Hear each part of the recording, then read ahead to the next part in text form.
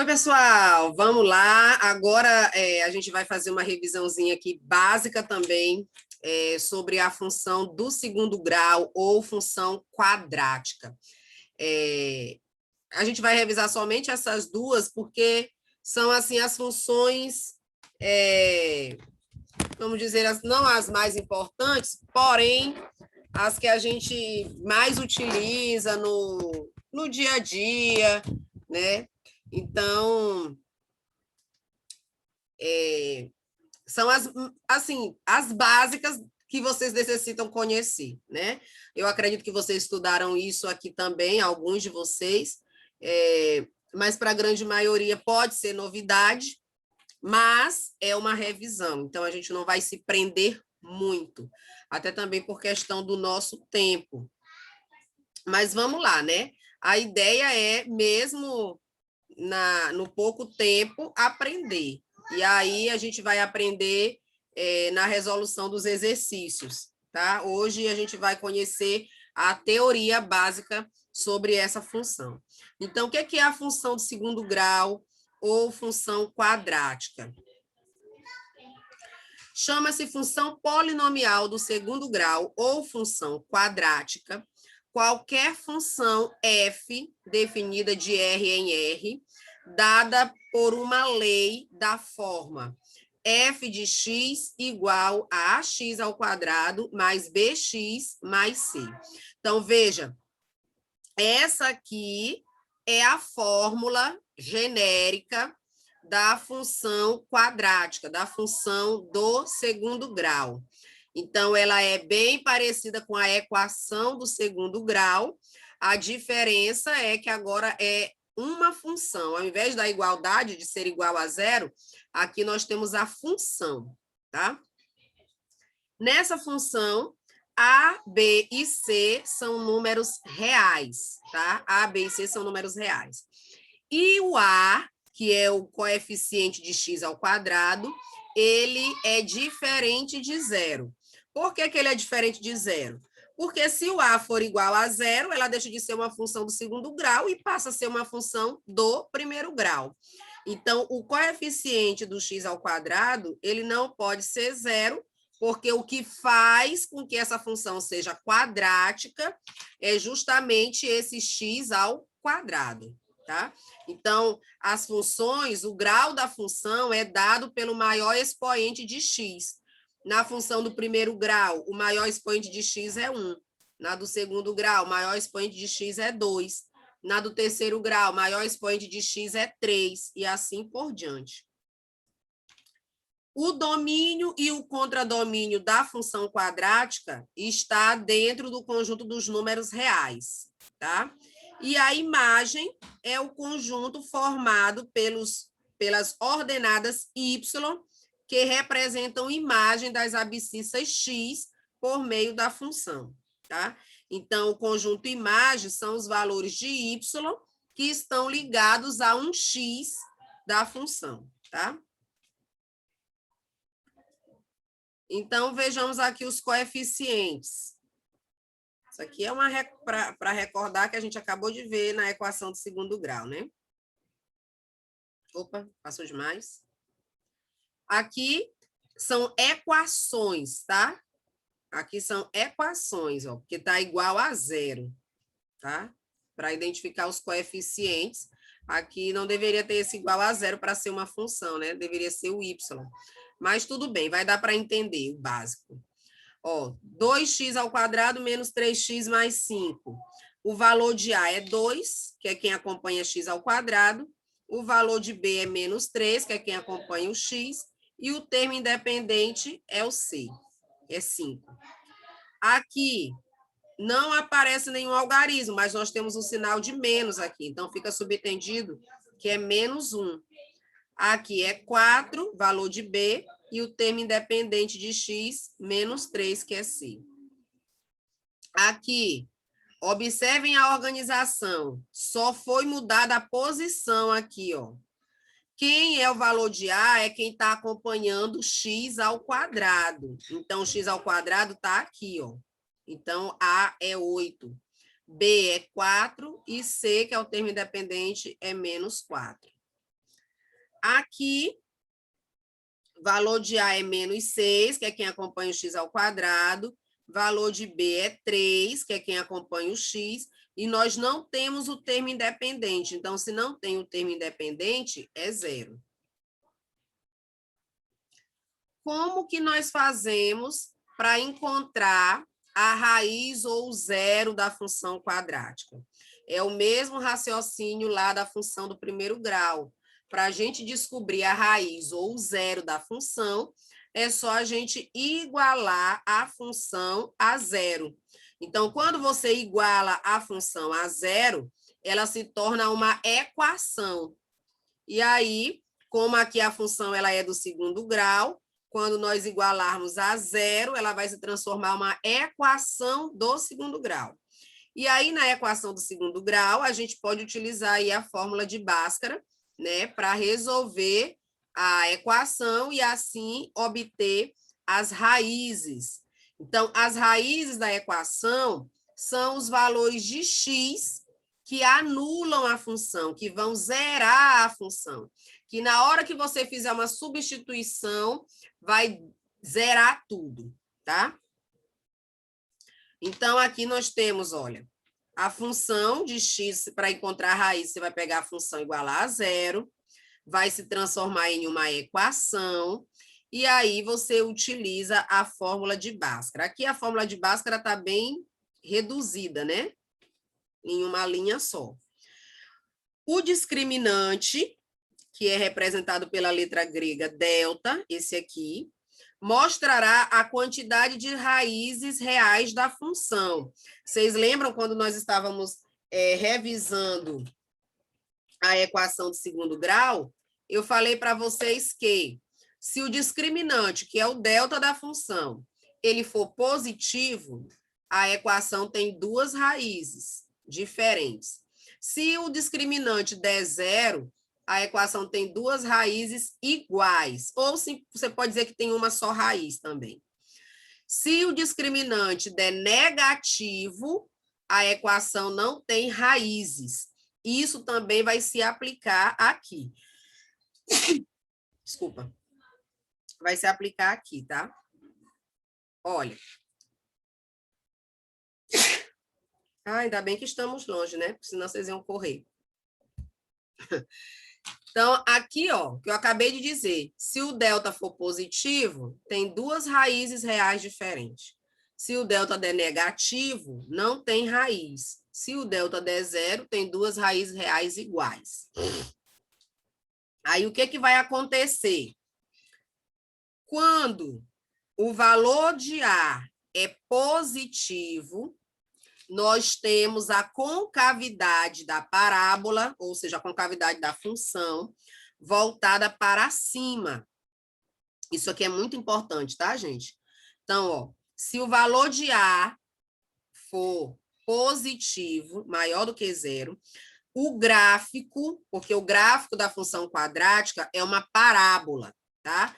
Então, essa parábola ela vai ficar com a abertura para cima. A gente chama essa abertura de concavidade.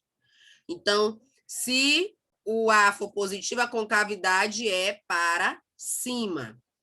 Dependendo do discriminante, essa parábola vai cortar aqui o eixo X em 2 pontos, se o discriminante for positivo, em 1 ponto, se for zero, e não toca o eixo X se for menor do que zero, tá? Se não tiver raiz, não tem X, né? Então, não toca o eixo das abscissas. Então, lembrem bem disso, ó. Se o delta for maior do que zero, vai ter duas raízes. Então, a parábola vai cortar o eixo X em 2 pontos diferentes. Se não tiver raiz, ela não corta o eixo X. Se tiver só uma raiz, né, quando o delta é zero, então aqui ela vai tocar só em 1 ponto o eixo X, tá? A concavidade para cima, se o valor de A for positivo. Se o valor de A for negativo, aí a concavidade da parábola é para baixo, a abertura, né, fica para baixo. Se o discriminante for positivo, se tiver duas raízes, né, vai cortar em 2 pontos o eixo X. Se não tiver raiz, ele não toca o eixo X. Se tiver só uma raiz, ela vai tocar só em um ponto, tá? Porque aqui, quando o delta é zero, a gente diz que tem duas raízes reais iguais, que acaba se tornando um ponto só, tá? É por isso.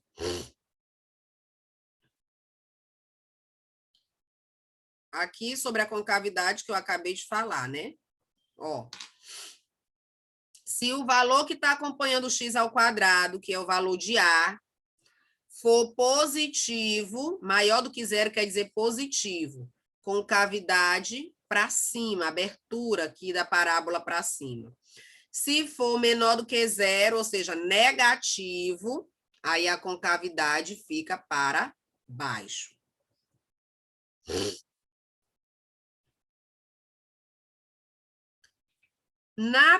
No gráfico da função do segundo grau, esse ponto aqui, onde a parábola corta o eixo Y, é o termo independente de x, é o coeficiente C, tá? O ponto, esse valor de C aqui vai ser o local onde a parábola vai cortar o eixo Y, tá? Ó, que bonitinho, né? Então, é o ponto em que a reta toca no eixo Y. Exemplo aqui, ó. Na função y igual a x ao quadrado menos 2x mais 4, é no 4 que vai passar a parábola. Ó, tá? Neste ponto.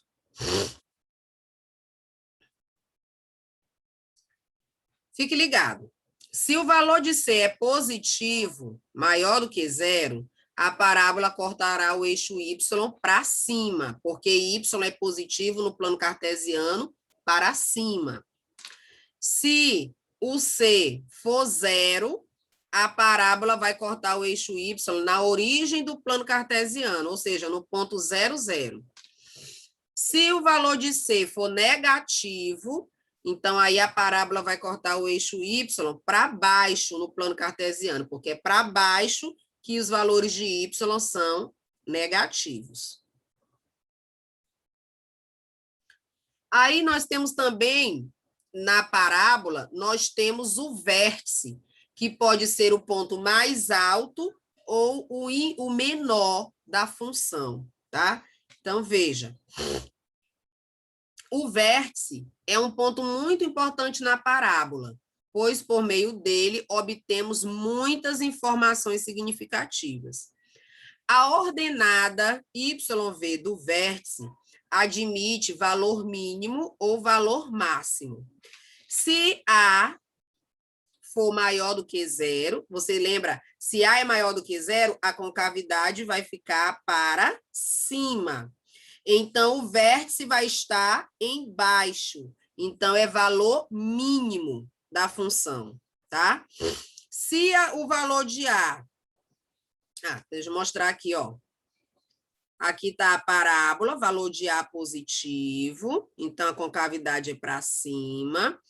Esse ponto aqui é o vértice. Ele vai dividir a parábola em duas partes simétricas, em duas partes iguais, tá? Se eu traçar essa linha aqui, ó, até em cima, um lado vai se sobrepor ao outro, porque ele vai dividir a parábola bem ao meio. Então, esse vértice aqui, o valor de y dele é chamado de valor mínimo, é o menor valor que y vai assumir na função. Já se o valor de A for negativo, aí você sabe, se A é negativo, a concavidade da parábola é para cima. Então, olha como é que fica. Desculpa, a concavidade é para baixo. Então, o vértice fica para cima, aqui, ó. Então, esse ponto aqui vai ser o valor máximo que y vai assumir, tá? Então, mínimo e máximo. É só você olhar para o gráfico que você já vê logo quem é valor mínimo, quem é valor máximo.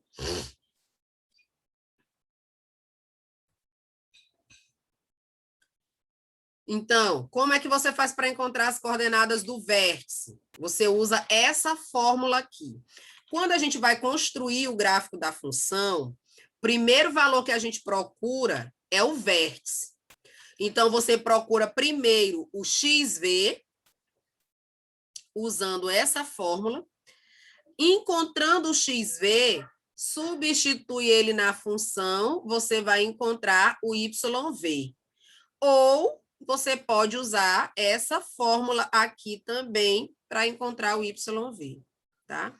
Então, ponto mínimo, ponto máximo, em qualquer caso, as coordenadas do vértice são dadas por... Anotem isso aí, se vocês não tinham antes, né? Se nunca tinham visto.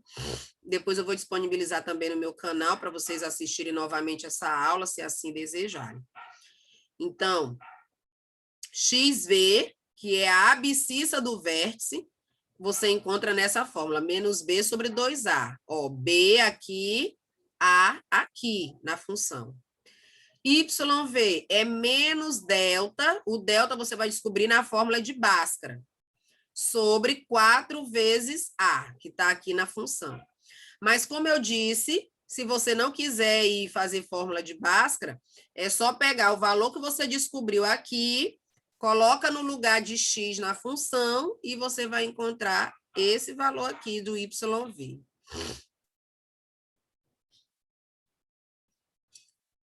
E o estudo do sinal da função, como é que é feito? Como é que você sabe aí onde a função é crescente, onde ela é decrescente e onde ela é constante? Para se estudar o sinal da função de segundo grau, deve-se adotar o seguinte procedimento. Primeiro, você precisa saber quem são as raízes da função. Descobriu as raízes, aí você verifica essa função, a concavidade dela é para cima ou para baixo. Aí você... Opa, foi demais. Aí você faz o esboço do gráfico, tá? Se o valor de A for positivo, a concavidade vai ficar para cima. Aí, para cima, os valores de Y são positivos e para baixo são negativos, tá? Então, aí você vai poder fazer o estudo do sinal da função a partir disso. Encontra as raízes, marca essas raízes aqui na reta, ó, no eixo X, onde ela está cortando o eixo X. Aí você vê a concavidade da parábola, se é para cima ou para baixo, e depois você analisa os sinais.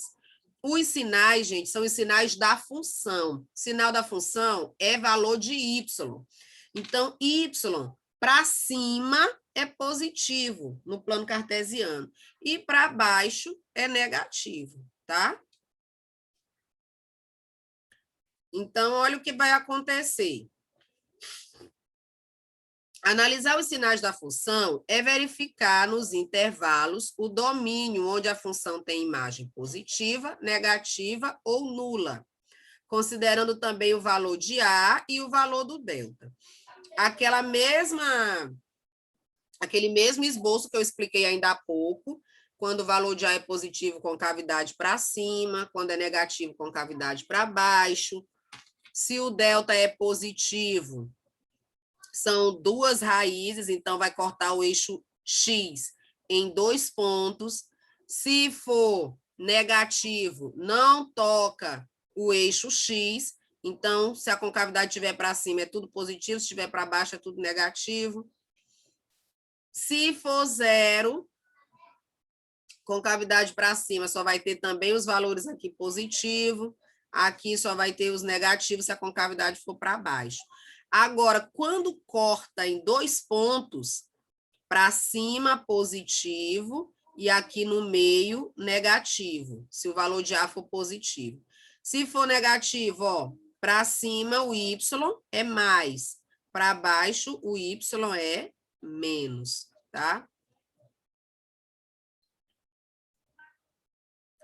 Então, aqui, ó, o que é necessário para você fazer um esboço de um gráfico da função quadrática? Você precisa saber a concavidade, se vai ficar para cima ou para baixo. Você precisa saber o ponto C, que é esse verde aqui, ó, que é o valor onde vai cortar o eixo Y, a função. Você precisa saber das raízes aqui, e você precisa saber o vértice. Só com isso você já consegue fazer o esboço do gráfico da função. Então, toda vez, veja qual é o ponto C, descubra as raízes, descubra o vértice, você já consegue traçar aí o gráfico. Vamos, a partir de 2 exemplos, fazer algumas generalizações. Olha, y igual a f de x igual a x ao quadrado menos 4x mais 3. Aqui foram atribuídos valores para x e, substituindo na função, foram encontrados os valores para y. E olha como é que fica o gráfico. Tá? Com cavidade para cima. Os pontos onde o y deu 0 são as raízes. Então, as raízes são 1 e 3. O ponto onde o gráfico vai cortar o eixo x é no valor de C, que é 3. Então, bem aqui, ó, entre 2 e 4. E o vértice, aqui, ó, 2 e menos 1. Então, aqui x2, y menos 1, tá aqui. Eu vou mostrar depois um exemplo para a gente utilizar só 5 pontos e conseguir construir o gráfico da função, tá? Mas aí isso vai ser num outro vídeo, onde eu vou mostrar só exemplos.